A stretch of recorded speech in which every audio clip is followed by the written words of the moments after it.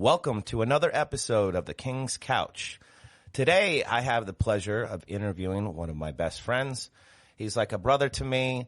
He's been a long-time bandmate of mine in the band we played together in called Authentic Sellout.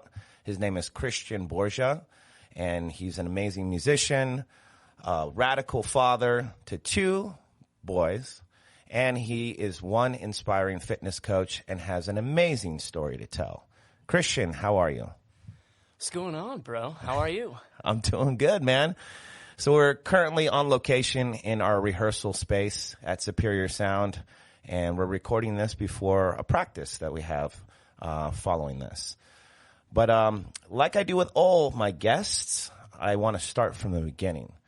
So let's start off how you got influenced into entertainment, period. How you got into music, what influenced that. And let's just start there.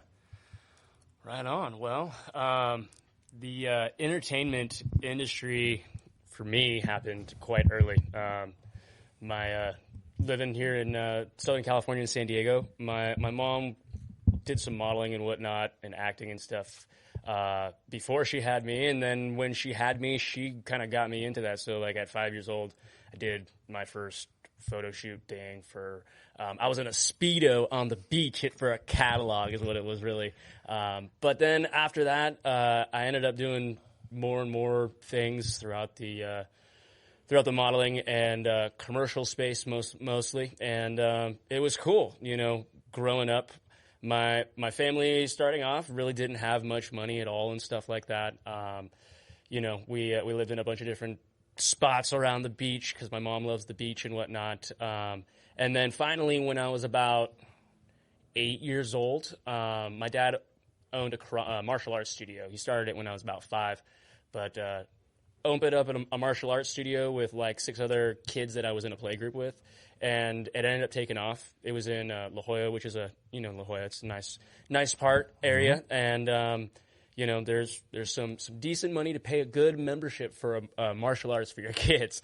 So my dad, you know, his business grew and whatnot, and finally, you know, my parents were able to afford their first house, and they bought their first house in Claremont.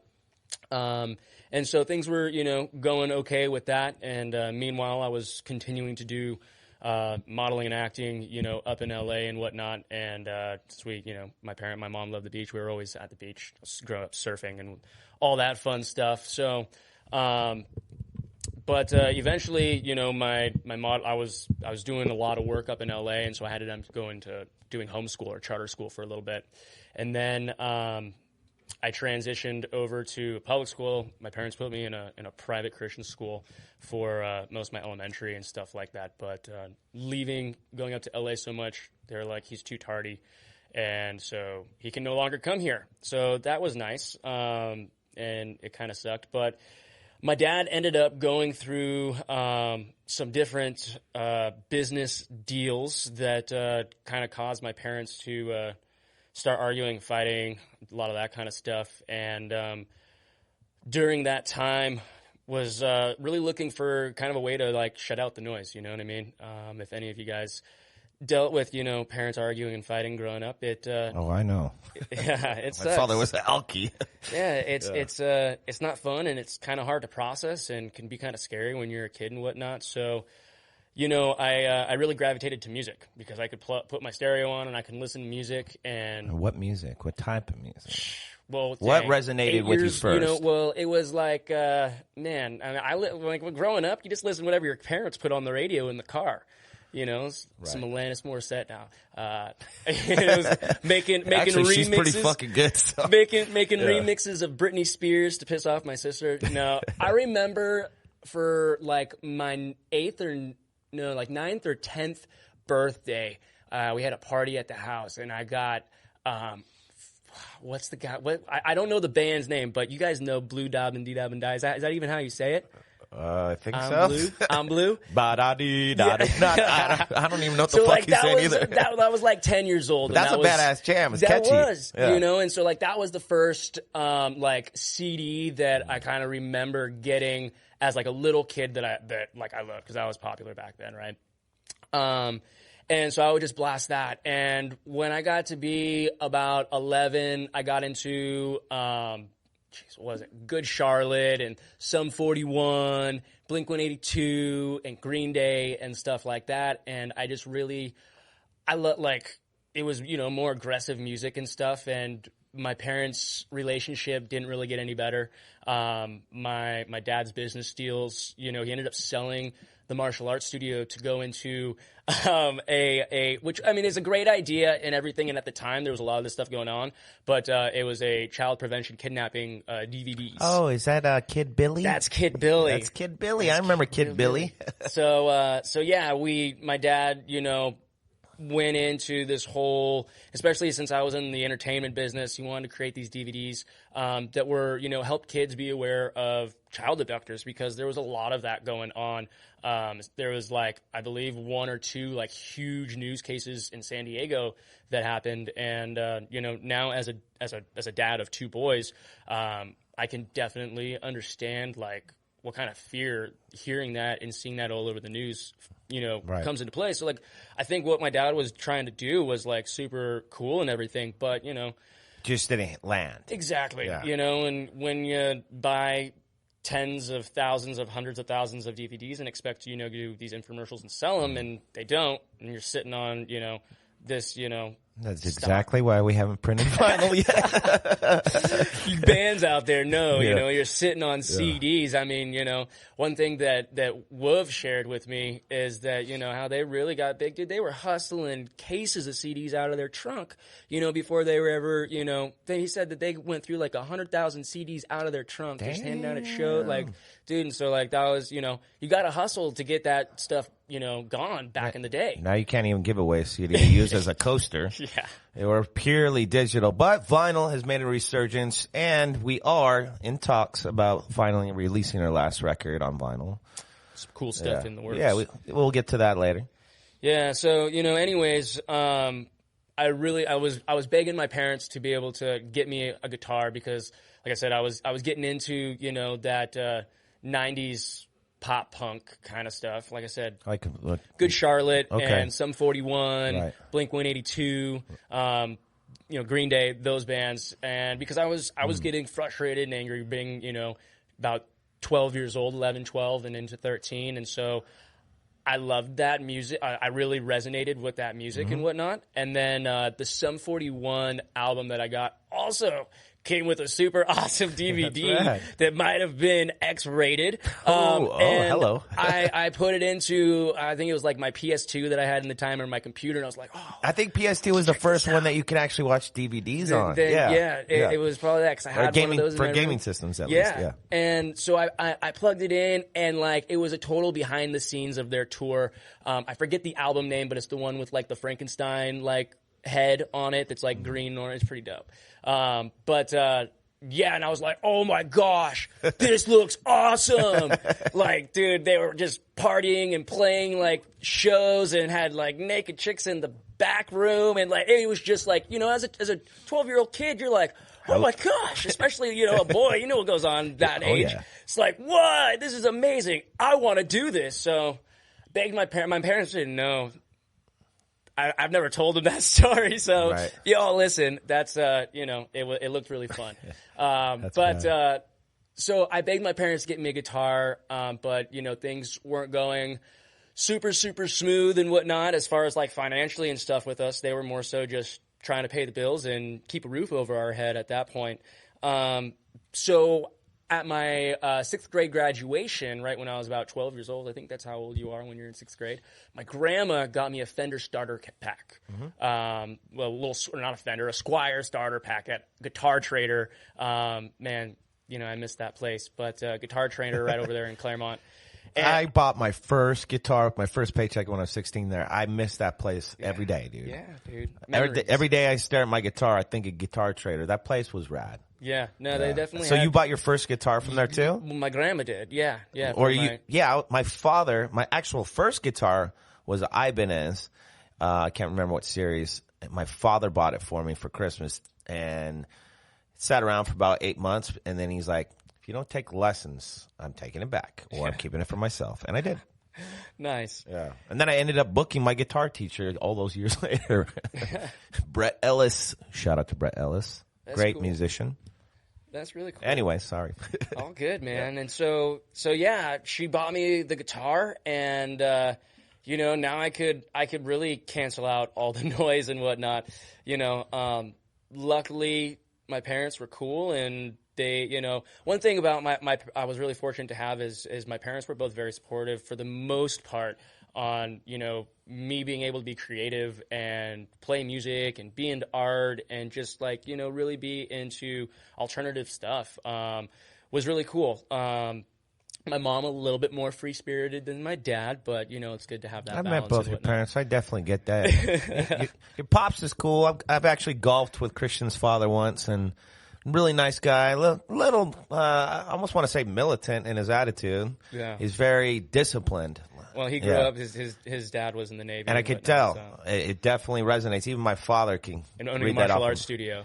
Yeah. It was all about discipline. I remember the one chance encounter my father met your father, and Billy's like, hey, Mark, why don't you try out Orange Theory Fitness? And he looks at him, and he's like, my dad's like, I'm not trying to be a tough guy, no offense.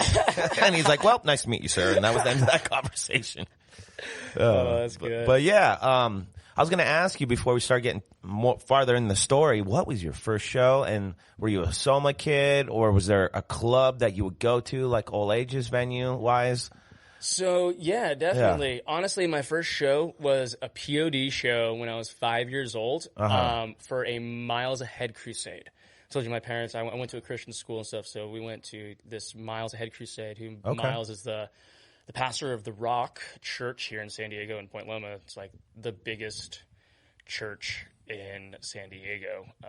They built it out of the same square footage of Noah's Ark. Really? Which I mean, it's cool. I've been there, dude. They've got a better stage than probably majority of any venue here in San Diego. I driven past there, but I've never been there. Dude, the stage is insane. However, it's good for what they going on and trying to put some positivity. Yeah, they're out put for music people, into the spin. So anytime you have a rock influence in anything, I look at it as a positive thing. So I agree. Literally. But anyways, is with that. Oh man, the first show. So yeah, I saw POD, and POD is fucking awesome. What year was that, by the way? Jeez. Do you remember? 95 or 96. Okay. Oh, maybe. Do you remember? You're 5 years old. Yeah, I was 5 years old. I was somewhere around there. I was born in 91. Right. So, in case you were wondering, I'm 30. Just yeah. So the dirty 30.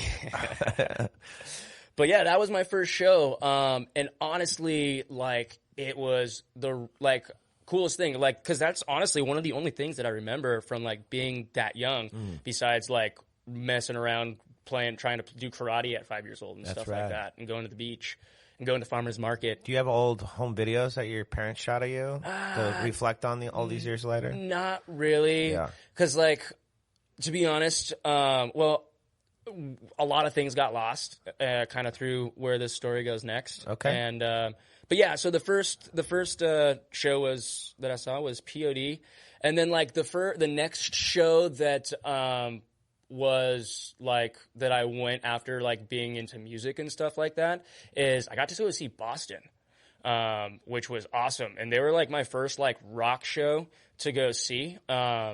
And yeah, so I mean, obviously, I got into better music after right. Good Charlotte and Sum 41 and all that stuff. I still love Sum 41. I still have good memories about some of that music. I like Green Day still, you know what I mean. But yeah, I mean that's stuff that I can still listen to in my car and be stoked on. But yeah, so then I eventually saw a video of AC/DC.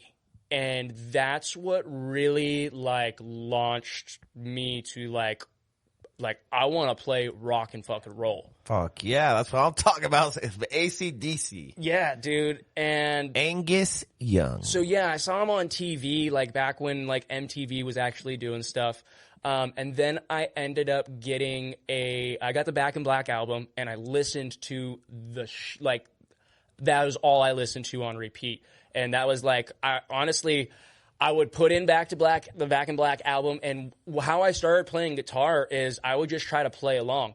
I have no clue how it sounded. God bless my parents' soul and my neighbors and stuff like that. But, I was about 12 and a half, 13 at that point, and I didn't know what the hell I was doing. I didn't have any lessons. Were you self-taught, by the way? Yeah, for the most part. Wow. That's incredible. That's how I started developing an ear. And then one of my friends that his older brother played guitar a little bit, and he could read. He taught us how to read tabs. I went to his house one day, and he taught us how to. What were we doing? Here we go. What's her name? I wish the viewers or the listeners could see the look on his face as he's reflecting on this one. No, because it's really embarrassing. But I'm pretty sure it was an Avril Lavigne song that he was showing us how to learn because we wanted to play it for some girls or something like that. So I think I can't remember the name of the song. It's all good. But yeah, it was funny. So he taught us taps on the guitar, and it stuck. I understood it, and so I went home and I had a computer and a printer, and I went to town on printing out these tabs. Granted, all I understood was the number and the line that it went to and how it matched with the guitar.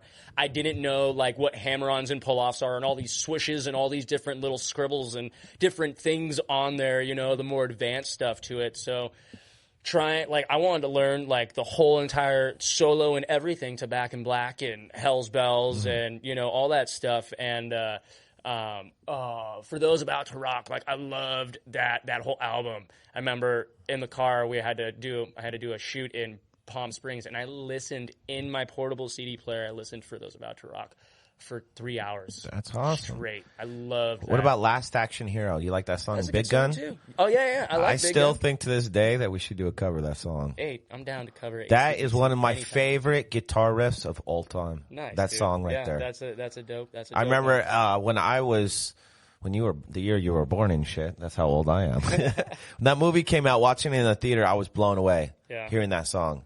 I was like, this is fucking awesome. And the music video was killer too. Yeah. That they did for that. AC/DC is one of the most influential rock bands of all time. Oh, fuck yeah. And when Axl Rose sang for them, I thought it was an interesting transition when Brian had to step out. But have you listened to their last record they just released? I haven't listened to the whole one. It is so fucking cool, man. Really? Yeah. Wow. You want to go back to your childhood? Yeah. That's a record you need to listen to. And it's Brian's, grand return. We were all kind of rooting that he would come back, and nobody really knew for sure. But anyways, let's not go off on a tangent about AC/DC. Let's stick to what you were saying. Yeah. So anyways, I would just play to that, and then I got the tabs, and I would try to okay, this is how you play an E chord, and it goes to this D and this A, but really this how does this hammer-on and pull-off shit, this is freaking hard, and it's hurting my fingers. That's one thing. That is the hardest thing, to actually learn, where most people, I ended up teaching kids and stuff like that during high school to just make some side cash. Right. But learning how to play guitar, it sucks for your fingers. Dude, I was bleeding through, underneath my fingers started to bleed one night. I was at my friend's house that, I'll tell you a story about him in a minute that led me to the guitar that I bought. Sure. But we played all night, all day. He lived up in Laguna Beach, and he was a Tom DeLonge fan. He had Tom DeLonge's guitar. He was just all about Tom DeLonge. But we were learning the Darkness. What is it? A Thing Called Love. That song was fucking rad. But we were learning that song, and we played it all day, all night, and everything. And later that night, my fingers, underneath the fingernails, 3 fingers started bleeding, and our fingers were just raw. It was brutal. But anyways, so back to AC/DC. Yeah, that's what I loved. And then finally, my parents started seeing that I was really, really passionate about music, and they're like, "Hey, would you like to do some lessons?" And this is kind of where things started, getting interesting because my parents still were not doing good. Fighting and everything was still going through. And real quick, how was that affecting you mentally?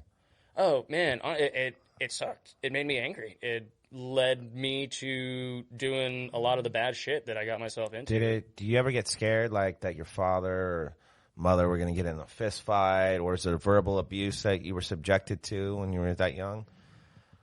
It was really just no communication. You know what I mean? And yeah, like mentally, like it sucked. Luckily, there was never any like hitting or anything like that. Like none of that ever really went down. It was more so just, I don't know, man. My parents were kind of crazy. Like my mom back in the day was, she could be a little bit, my mom is extremely, extremely healthy with all her food, all her supplements, and everything like that. You know what I mean? That's what, like, dude, like, I grew up and I was a vegetarian until I was 5 years old, and I went to Thanksgiving with my grandma, and she gave me some ham, and after that, it was over. So my mom got really pissed off at my dad's mom and whatnot. But anyways, like, my mom was what you would call a health nut, growing up and everything, and that was back in the 90s. Like I said, we went to farmers markets and it's a place called People's and all these like little tiny co-ops and stuff. It was great, and I'm super thankful for it because it really taught me a lot, even though I hated it as a kid. But, anyways, like there was just a lot of stuff like that. And then, my mom also has expensive taste and wanted nice things. If you guys know La Jolla, like my mom really wanted that lifestyle growing up, and we didn't have that money at all. You know what I mean? So it was more so like there was just a lot of resentment, from my mom wanting this kind of lifestyle that my dad wasn't able to provide, and she took it out on him. And then obviously he would get upset, or like, dude, like even like I never ever got Happy Meals or anything, and every once in a while, me and my dad would be able to go, and like we had this place called Easy Takeout in Claremont. It was I remember that place. Fucking bomb. Yeah, we'd go there and best hamburgers ever for an indie burger joint, and like fry, like dude, it was all so good. We would go and sneak there. And he's like, all right, we'll go there after we'd go surfing or something. He's like, but you still got to eat whatever your mom feeds you at home. And I'm like, oh. That was Mimi's patient that owned that place. Really? Yeah. Yeah, dude, it's a bummer they're gone. But I loved that place, dude. It was good. But or we'd go get Taco Bell tacos and stuff like that, and have to hide it from my mom. Otherwise, it'd just be like they'd get in a huge fight over it. Huge fight. Really? Yeah, and so like. Oh, so you had that kind of discipline growing up? Oh, that sucks. Yeah, dude. Yeah, like I said, my mom is. I mean, it's a good thing, don't get me wrong, yeah, but when you're a kid, you want to eat whatever the hell you want to eat. Yeah, absolutely. And like I said, I was thankful for, that being able to have that, because it taught me a lot and it kept me really healthy and everything like that. But, as a kid, it sucks. You know what I mean? When your friends are bragging about their Gushers and their fruit roll-ups and going to McDonald's and all their little toys and Beanie Babies they were getting, you know what I mean? Like, it was the only time my mom would ever let us be able to stop off and get food was when we would drive to Arizona. And that was our only option, unless she made like a chicken salad sandwich or something like that. Hey, at least they let you play music, man. But no, they were, super supportive about that, which was awesome. To the fact that, like, I was doing good with all my modeling and acting, and I was stacking up quite a bit of money. And so my parents were like, hey, do you want to basically buy yourself some music lessons and guitar lessons and whatnot? And I was like, sure, because like I said, I was really getting frustrated with trying to be able to learn what all the little like hammer-offs and pull-ons, and I wanted to do the, you know what I mean, in Back of Black. Like, I wanted to make it sound like the way he did. So I was like, sure, like, I'll see what this guy can teach me. And, again, I think I was like 13. It was right before I was going into, eighth grade, right before I was going in eighth grade. It was when I was in seventh grade. So it was about a year after I got my guitar. And I went in there, and he was an older dude. I mean, he was nice and stuff like that. And I told him, I was like, hey, dude, like, this is what I want to learn. Like, I've been trying to learn this Back to Black song, and I really want to learn, like, Hell's Bells, and I want to learn these AC/DC songs. So can you explain to me? Like, I basically went in there and told him what I wanted to learn from him, and that was it. And he was like, whoa, calm down. He's like, we're gonna go over this chart and these chords, and we're gonna go over this Beach Boys song. And I was like, what the fuck? Like, dude, no. I don't want to play that. And like, so we had bought it like I think we had to buy like 5 lessons. I ended up going to 3. And like, actually I was more excited. They had like this SG knockoff. I was more excited to play the SG knockoff while I waited for my mom to pick me up than actually go to my guitar lesson. Cause this guy didn't want to teach me like what I wanted to learn. Don't you have an SG knockoff now? Dude, I ordered a dope SG from China. It's my Mexico guitar. It looks like Cheap Trick guitar player. So no, that's my checkered. Player. That's my checkered. At a garage sale and shit. My checkered badass, one. But though. no, It the is SG badass. is a dope one, and I covered it in all these stickers that I collected from like the '90s. So they're all these. And don't worry, he gutted the stickers. motherfucker out and pimped it out. He pimped his ride. It's pretty dope. But if you thinking about bringing a real Gibson to Mexico was just like an absolute no for me. You know what I mean? So, that's what year did they move to Mexico? who? What am I saying? Gibson guitars were the knockoffs. Yeah. Like, when did I get mine? Yeah, I got all. I got mine. My brain like, just farted completely. So I got mine like 7 years ago. that's what I meant to say. It just came out completely scatterbrained. All good. I'm like, I couldn't even speak for a second. I've been talking all day. I just got out of doing a podcast before I came here, and that's what I do for a living is talk. And Dude, I'm about to sing after this, and I have to take a lot of stuff for the throat coat, tea, supplements to keep me going. All natural, mind you. Cold bacon grease. Cold bacon grease, Nothing's better than getting rubbed down by cold bacon grease. That's an inside joke that Christian and I have had for years. But yeah, going back to you and your Gibson before I went off on that caca-brained sentence.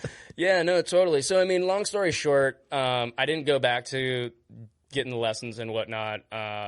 Luckily, my uncle and then my cousin's husband at the time, they played music and stuff. So the holidays were coming around and stuff, and I would be able to go. I'd see him. We'd usually at his house. We'd go over there, and he's been a radio DJ here in San Diego forever. And I mean, like, everyone knows him. He's the announcer and host for the San Diego Music Awards every year. But at this time, he was working for Rock 105.3, which was and he's one of the staples for radio DJs in San Diego. Yeah, Rick Lawrence. Yeah. If you guys and anyone's been in the San Diego radio DJ, so he's the voice behind the Music Awards. That's who is behind the Music Awards. Yes, and so one of his stepdaughters, because he married my dad's sister. Wait, was that one of the ones I met? Yeah, that was one. Which of the one ones was we it? met. She was the one with blonde hair. Oh, yeah, she's cute. Rick, if you're hearing this, I mean that no disrespect, but you have good genes in your family. But yeah, they were able to teach me, the hammer-on, like all the tricky stuff, all the cool stuff, the hammer-ons, the pull-offs, the bends, like all that kind of different stuff, which really like was all the secret sauce to everything, when you're playing leads, especially like the blues and like all that, like that was like the good stuff. And I was super stoked to learn it. He went over the tabs and explained all the stuff that I had no clue that was, about, because there was no YouTube back then. What year are we talking about, Christian? No, this is this is in the 90s, man. Oh, okay. Yeah. Wow. Oh, wow. So you started at. Yeah, I started at 12, so like okay. 90s. That makes sense. Yeah, late 90s, early 2000s, like from like 99 into like 2000 and like 5 or so. Yeah. So that's like when I really started getting into and then started learning, you know what I mean, and teaching myself by, how I said and whatnot. But then, so with that, then now I could like read all the tabs and now I could just practice and get better. And like I said, I would just put in whatever CD I wanted to play to, press play, crank up the music, and go. And then I finally I ended up going to a public school in 8th grade. And I went to Meerlands in La Jolla. My parents their business was in La Jolla, so we used an address to be able to get me in there because my parents wanted me to go to, a good school. They paid a lot of money they paid, and then I ended up paying for me to go to a Christian school and stuff. Once I was Christian making money. went to a Christian school. but then figure. they kicked me out because I was missing too much and they couldn't give me my work for being on sets and stuff. That's awesome. So anyways, it was, so I ended up going to a public school, and that's where my goal was to find, a drummer. I wanted to play. That's what I was going to actually segue in. How old were you when you started your first band? What type of music were you playing? Yeah, so Do you remember the name of the band? Yeah, dude. Yeah, man. That's rad. It was, I met this kid named Patrick, and he was kind of like the popular surfer. He's a great surfer growing up and stuff like that. But I was going to a brand new school last year of middle school, so it was a hard transition. It was kind of scary. I only knew a couple people, and they were girls. They weren't even guys. So that made it even worse. You know what I mean? Yeah. And so I went, and I ended up meeting Patrick, but first I met this other kid, John, and John was super cool as well. And I saw him. We were in English class, and he was doing the stick twirl with his pencil.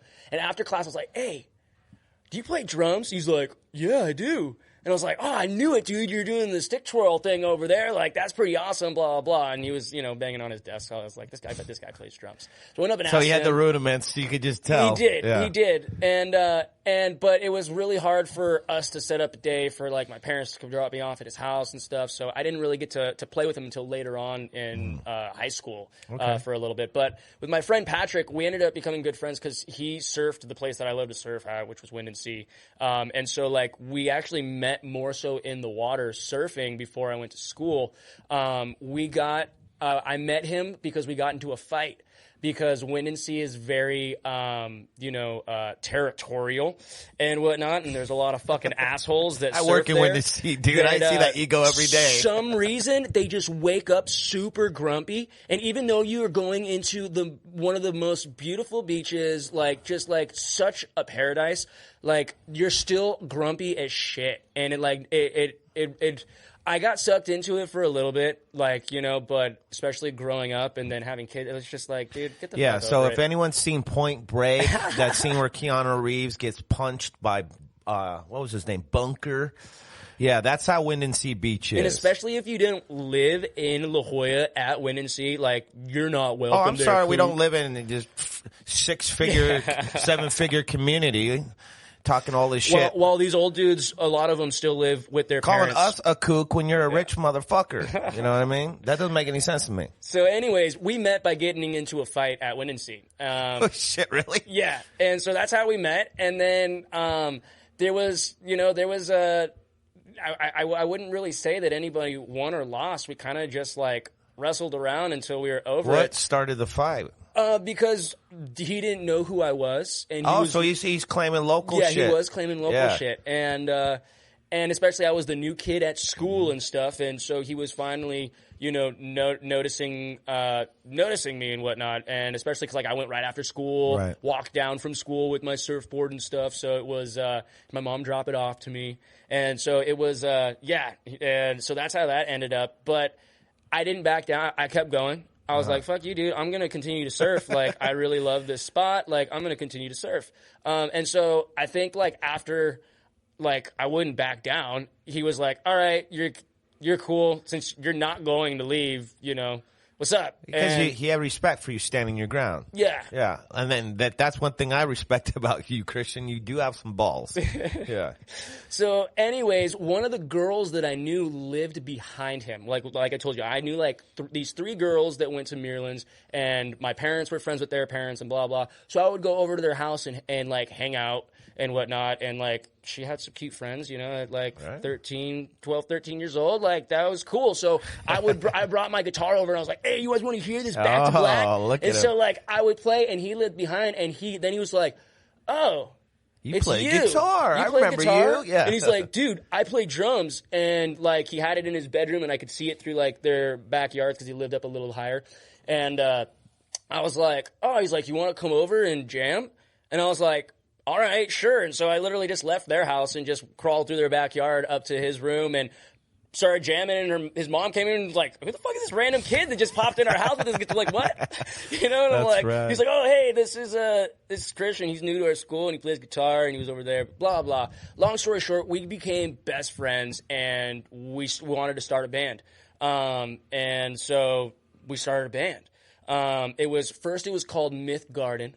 Myth Garden. I like it. Yeah, and then we ended What up... type of music? So it was just rock, dude. Like, straightforward rock and roll? Like, give me an playing, example. So, like, first we started by just playing covers. So, Okay. like, at this point, I started really getting into, like, Led Zeppelin and Black Sabbath and all that kind of stuff. My dad, he got me... My first album was a Scorpions album that, like, he got me once he saw I was into music. The best of. I mean, I listened to Hurricane. Nice. Scorpions I listened are to badass. The Zoo. I listened to Blackout. Like, that one's... Like, dude, I would just put that in there and try to play those solos. Those solos are fucking hard. I bet. Like, they were hard for, I like... actually I was booked like, Scorpions guitar player. I can't remember his name off the top of my head. Yeah. That was was one of the Shankers? It was one of the Shanker brothers. Okay. I actually booked both of them in different projects. Michael Shanker, and then his brother, what was the other Shanker?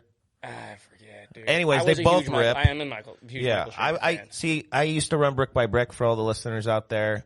My heyday was 2002 to 2010, and we were renowned for booking all the 80s, like heroes, super groups, and, you know, metal church, mostly metal. Now it's a mostly metal venue again. It's kind of funny how that went full circle, but anyways. But yeah, so, you know, then he got me the best of Judas Priest, and then he got me the best of Van Halen, and, like, that just, like, I went all into classic rock at that point. Bitchin'. And so, it was rad. Voodoo Child is Christian's nickname for all the viewers. Yeah. Or, sorry, I keep saying viewers. Listeners, which is a reference to... So, yeah, Jimi Hendrix, man. You know, that became, you know... Man, I could talk all damn day. I mean, I got so much more to this. We're going to do another part to this story because we already have our brand new bass player sitting behind us that you haven't even met yet. and we'll probably one day have him on the show. No pressure right off the bat. But I will say this about Christian. I met him in 2014.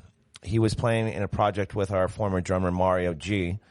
And Mario is, you know, he brought a lot of hype and a lot of positivity. He's like, you got to come check out this guitar player, man. He plays with so much soul. And I was like, all right, you know. And one thing about Authentic Sellout in the 15 years we've been doing this is I always try to find a ripping lead guitar player. But Mario was right. Watching you play, Christian, like, took me back. I was like... This kid has a style I've never seen come out of San Diego. Like, you look like Christian Hosoi with the way you dressed. And it's like Christian Hosoi and Dave Navarro fucked and had a little love child. That would pretty much be you, bro. And I was like, this kid has something. And that's when I hit you up on, I think, Facebook and said, hey, I know you're in a band called Gunner Gunner right now, but and you're doing this and that, but would you want to check out what we're doing? And the rest is all history. And Christian's been in Authentic Sellout ever since. And honestly, I can't emphasize enough just how much soul that this kid plays with. And I'm proud of the man that you've become throughout our friendship, our brotherhood over the years as well. And let's segue into talking about how you became a father, because we got probably 20 minutes left before this episode's over. Yeah, so, you know, just one last quick story. Sure, yeah. Since you talked about Jimmy, and I'll probably forget. So, honestly, I was a big Jimi Hendrix hater at first. Really? Yeah, dude. Well, it's not for everybody. So I listened to like I had LimeWire, so I was downloading songs. So was I, dude. On LimeWire. From Napster to LimeWire, Morpheus. Remember Morpheus? Yeah, dude. Yeah. You know, so I downloaded this zip of Jimi Hendrix, and you know my grandpa and my grandma on my mom's side are big, well, especially my step grandma was a big fan of Jimi Hendrix, and so I would just hear all this talk. My uncle, all these people, I'd see all this stuff like Jimi Hendrix was the best, and I was like, I listened to the Star Spangled Banner, and I was like, what the fuck is that? Like, and how old were you when you first heard this song? Was that? I was like like 14, like 13, 14 years old. So your mind was just blown away. Like, I didn't understand it at all. And to me, it just sounded like a bunch of feedback and noise, and like everything went like if you gave someone Guitar Hero for the first time and you went super hard and they tried to play it, that's to me what it sounded like. Like, I didn't understand anything that he was doing, and I was like, this guy's just full on psychedelics, and like all these people don't know. You're like, oh, whatever, hippie. Yeah, pretty much. You know what I mean? And because like but then what changed it all for me is my mom got me his biography for one of my birthdays, and I read it because I needed to do it for a report at school. Oh, wow. So I read it, and it changed my entire outlook on him. I understood what he was trying to create. I understood what the whole Jimi Hendrix experience meant to him. And I went back and I listened, and I closed my eyes and listened, and really tried to listen to everything through the perspective that I read him play it. And it was like a revolution in my head of just like an aha moment. And at that point, like, that's when everything really clicked about like being an artist. And because like to be honest, like after listening to Van Halen and like trying to learn Eruption, and like the coolest thing at my school was like, oh, can you play the Crazy Train solo? Like, whoever can play the Crazy Train solo is the best guitar player. That's so and like, fucking so cliche, like, dude, that's all it was about. And like, oh, can you play Alien Ant Farm? Oh God, like, that's what don't it was get me all started about. on that band. What song you could play. Yeah. And so like my thing, like, like fucking whatever. They Eruption. got big off a fucking Michael Jackson song. yeah, that was the song. Yeah. So like after that, like all I wanted to do, my goal of like, I want to be a rock star and I want to play shit that no one else can play. I want to be the best. And then one day I saw this guy named Yngwie Malmsteen, and I was like, fuck. Oh, Yngwie's a ripper. Fuck. Yeah. I felt the same way because I wanted to compete surfing too. And then I was doing an NSA up in Huntington Beach, and I saw these 6-year-olds doing these Air 360s, and I was like, I can't, I'm lucky if I can do and land in air. There's these little kids doing this. I'm done. I'm just going to surf for fun. And so like when I went into that realization of Jimi Hendrix, I realized like, dude, it's not about how much you can shred and how fast you can play, and playing these super intricate, dream theater like type things. Like, they're amazing, but like, that's not going to be you. What you need to do is play to the best you can, and play it in just the way that you feel and get your emotions out. Because like I said, like I started playing music to block out the noise of my parents and stuff. And I will highlight that he has captivated my attention because he's got his own intricate style. Yeah. Like, you can't replicate what you do. Yeah. I remember when our latest drummer, let's just say that because we're like Spinal Tap with drummers, Gavin, first saw you play. He's like, this kid's special. I'll never forget that moment. He stopped and he's like, there's something special about you, huh? And that's the feeling that I had watching you play with, what the hell was the name of that band? Mark's band. Oh, Globalize. Globalize, yeah, yeah. And honestly, to this day, I can't really imagine what Authentic Sellout would be like without you in the picture anymore. Well, man, I mean, honestly, I love this band because obviously, I grew up a lot through everything, and I think we're going to have a part 2 to kind of get into the thick of like how we will. I don't even think we're going to be able to talk stuff. much about your kids and all that. But yeah, playing, I got into rock music. Yeah. We played hard rock and stuff, but, once I started to have like, kind of like the aha moment, but like, as I was in like 15, 16 years old, full on rebel.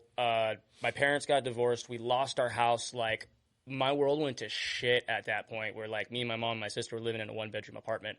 Like, it was rough. So there was a lot of things that like I became really angry at the world, and I went into a really dark place. But one thing about punk music is that like that was a area where I felt like accepted and safe, and even though like my family and stuff was a mess. We're listening to punk way before you joined our band. Yeah, right? I mean, not as deep as I do too now. Okay, yeah, because I kind of got that feeling when I first met you that it wasn't like your lifestyle like it is mine, for example. Yeah, no, well, I mean, like I said, like Sum 41, like, you know, like that was kind of like the introduction into just like, you know, that angry teenage like. But that deal. was what you were a product of. Yeah, absolutely. In your age bracket, so I get that. But then I got into more of just the power that, you know, punk music has with their words and what they talk about, and you know, you know, as I started having to pay taxes, and you know, I watched him grow up. Literally, like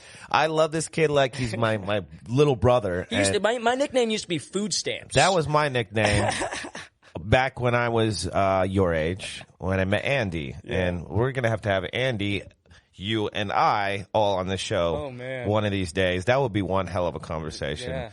But yeah, I mean, Christian and I have been through thick and thin, and why I wrote him so hard is because I had Andy, other people in my corner, writing me just like I would you. You know what I mean? I went through the same fucking similar struggles that you did, and there's a lot to my story that I haven't even really shared with you yet. You know what I mean? Throughout all these years we've known each other, and same with you.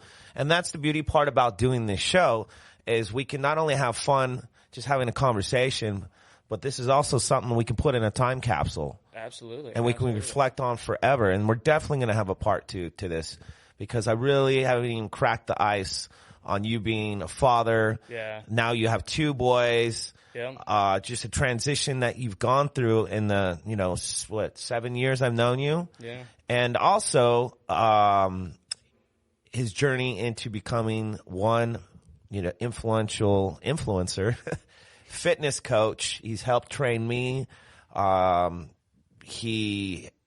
the same wavelength in so many ways. Yeah. The way we help each other, the way our business minds work. We're both creatives. We're both like great idea guys, but we work well once we formulate a team. So what I wanted to do for him initially when I met him, take him under my wing and be like, hey, I want to give you all the creative freedom in the world to do what you want in a band. And it really blossomed, especially on our last album. You and Andy both wrote that album together, and it was hard for me to finally be like, Sulo, take a backseat on this one. I'm like, what? You're fucking kidding me, right? But I got to put a couple, like edits here, and I wrote like Cemetery. We put on that album, and technology. It's never been about me. You know what I mean? Even though I'm the longest running member, and Andy pushed me to do this as a flagship for myself because he saw that you're a good front man. You're not a great singer, but you're a fucking punk rock singer if I've ever fucking seen one. And I resisted at first. But anyways, we are getting near the end. We got about 10 minutes left or so. So, what else you want to talk about on this episode? Do you want to keep talking about guitar? Because that's all we've been talking about for the last 47 minutes of music. Let me kind of get it into where I left off, and this will kind of be sure. I'll let you segue this interview however you want. How about that? Cool. For the rest of it, I will, however, interject when it's time to close it out. And poor Nero's still sitting here. Nero, thank you so much for being a team player, bro. And I can't wait to introduce you guys. This is an interesting moment we're capturing right here. But keep going, dude. So anyways, the first band and everything, I met this kid. We got into a fight the first time we met at the beach, and then I go to this chick's house and I'm playing guitar at her house, and he lives behind there and he sees me. And so we ended up playing. We ended up becoming like best friends. Like I was literally like living at this kid's house because like I just told you all, like my parents ended up losing their house, because my dad went into that deal, lost everything from it. And my parents ended up getting a divorce, which was actually, a really good thing. But as a kid, it was hard for me to be able to deal with.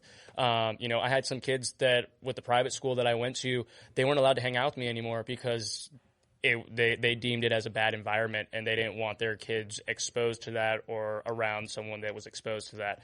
So like that put me into a really, really, really angry place, especially with that church and that school, and just like really put a bad taste in my mouth for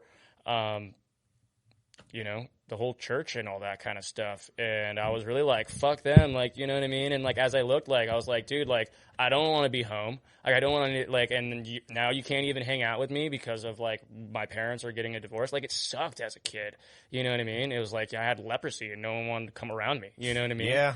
And like, so like, that's where like, you know, did you feel like a loner when you were a kid? Absolutely. That's exactly how I felt. And then, man. dude, I started homeschooling because like I was doing all this stuff. I mean, like, luckily though, I was in the entertainment business to the point where like I've worked for every single like big like company in the world.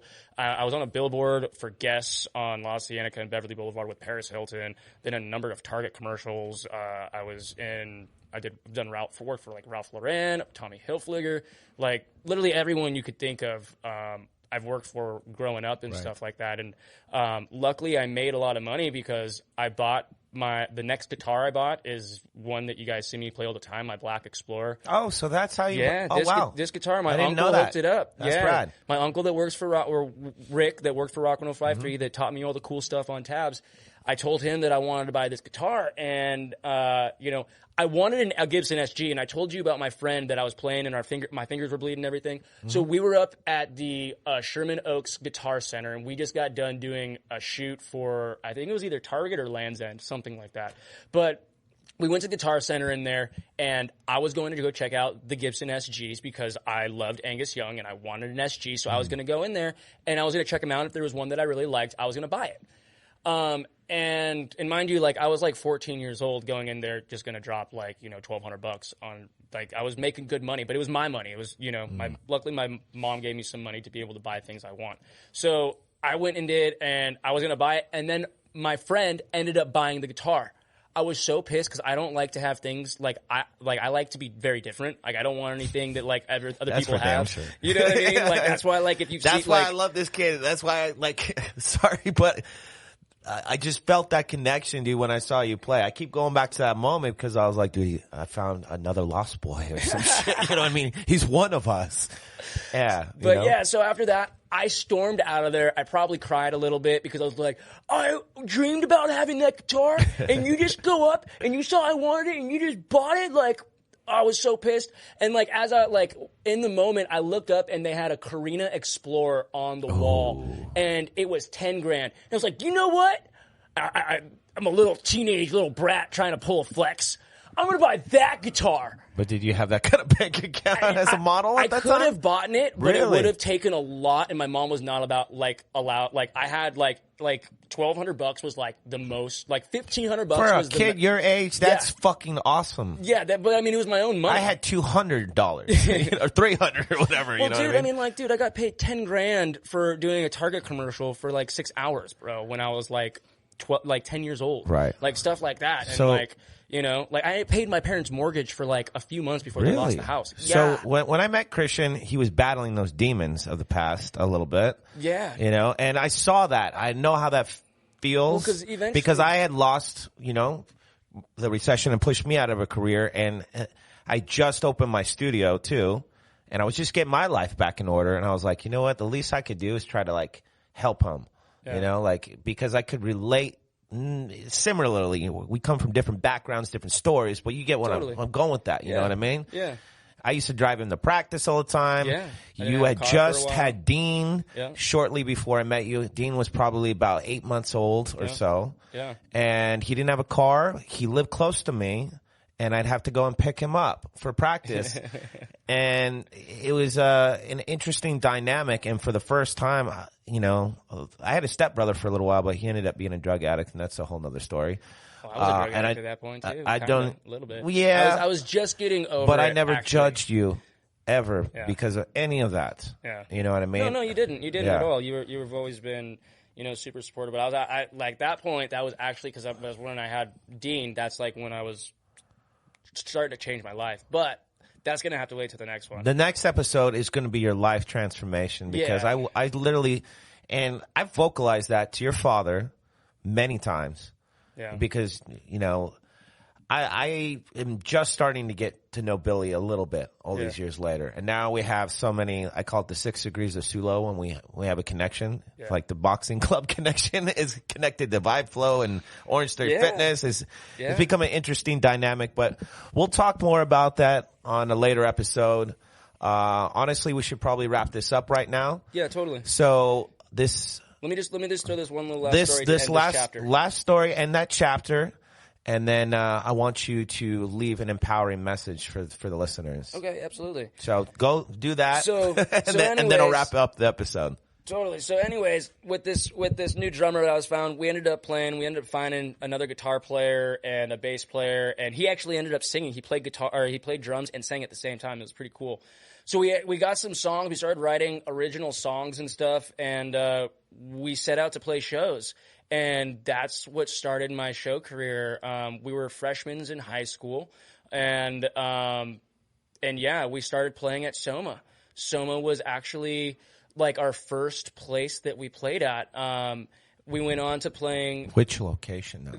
The current location. Okay. You were too young for the other one. I was too young for all that. But, man, I've heard the stories. So, Metro Street. Yeah. Yeah. We'll talk about that next time. I'm going to actually bring you on. I for all you guys out there, I just started co-hosting the Soma podcast show. Yeah, that's awesome. With the two OGs that started The Dungeon, which was down in downtown, and then the other location in Linda Vista. So, Germ, Adams, and then Jerry. But we'll get to all that later. But anyway, sorry. So anyways, I got into playing, and we actually made a business out of it where we would rent these. Once we got into high school and stuff, we would rent these party buses and these double-decker buses, and we'd go around to the school and we'd say, hey, because like I said, my friend was already cool, you know what I mean, and whatnot. And then I kind of was got into their clique of all the surfer kids and stuff. So we would go to these parties and all that kind of stuff. And so it was easy for us to sell tickets to our shows. So we would sell out these party buses and make $5,000 off putting these shows together to go to Soma. And we would drive down 150 kids in these party buses and stuff. We would sell out our 300 ticket pre-sale right away, and then we'd sell even more. And so we would pay, it was $20 for your party bus ticket and your Soma ticket. The Soma ticket was $10 or something like that. So, and it was just awesome. So we did that. We played the Epicenter. We played Brick by Brick, and we actually played Canes. And I was so happy because... No way, really? Yeah, dude, we were 15 years old, and it was right before all the shit went down and it burned. It was right before all that stuff happened. So yeah, because they closed in, I think, 2008. That was a place that I saw on MTV. Growing up as a kid, especially, I loved, I always wanted to go to that place. Trip out on this. I started working there the year they built the beach house. I know. MTV's beach house was built in 2000, which is now, what do they call it? It was Wave House, where they had the standing free form wave, and now it's they got a skate park there, dude. Is it? Really? I took the boys to the plunge, and we took Brody in the water, and they had this whole obstacle course in the pool. They got a full on skate park there now. Whoa. Dude, I was very happy with someone that's been born and raised here. I was very happy with what they've done to that place. That's rad. I was fuck the zonies, go home and stuff but I've grown up a lot, and look, it's a beautiful place. I like to go to beautiful places, so therefore I'm not going to say fuck you, go home. No, come visit our place, spend your money here, build our city and enjoy this. And it looks really nice, and there's a lot of bad shit that went down, which in Mission Beach and PB and still does. You don't have to tell me. So I watched someone get stabbed during TSOL loading in broad daylight. This is going to be on the next episode, but man, I got stuff where I got caught up with Hell's Angels and into the whole drug thing, and it was bad to the point that I'm lucky to be alive and not in jail for the rest of my life. Well, we're lucky to have you. So let's put a pin in that, and why don't you give us an empowering message, Coach Christian Fit? And then we'll wrap up this episode. Absolutely. Poor Nero's itching to play some bass and meet you, man. I'm itching too. Right now we live in a pretty crazy time and everything like that. But with everything, you may see on social media or on TV and stuff like that, at the end of the day, the fact that you get to wake up and you get to choose what you want to do to start your day, whether you want to drink water or drink coffee or have a glass of orange juice, it's a blessing. You know, the fact that you can breathe and you can walk and you can move, it's a blessing. The fact that you can leave your house and go somewhere is a blessing. So whatever you got going on in your life, whatever you're struggling through or whatnot, if you really, really, really think about it, you'll find a way to be able to get through. But at the end of the day, all the different worries and all the different things that, you know, is going on around us, it's minuscule to the amount of blessings that you have right in front of you. So just focus on, you know, right here, right now, and focus on the fact that you're blessed. All right, and stay positive. And we're gonna get real dark on the next one, but it's gonna end up pretty good. So fair enough, man. All right. And you heard it. That was Christian Borja, part 1 of his saga. And we're going to get ahead and get off of here. What am I saying? We're going to get off of here and get to, you know, setting up for practice and the introduction between Nero and you. But that was a beautiful message for all the listeners out there. Thank you, Christian, for coming on the show. Thanks for having me, bro. Yeah, definitely, man. That wraps up another episode of The King's Couch. I'm your host, Sulo King, and stay radical. We'll see you next time. Well, that's all, folks.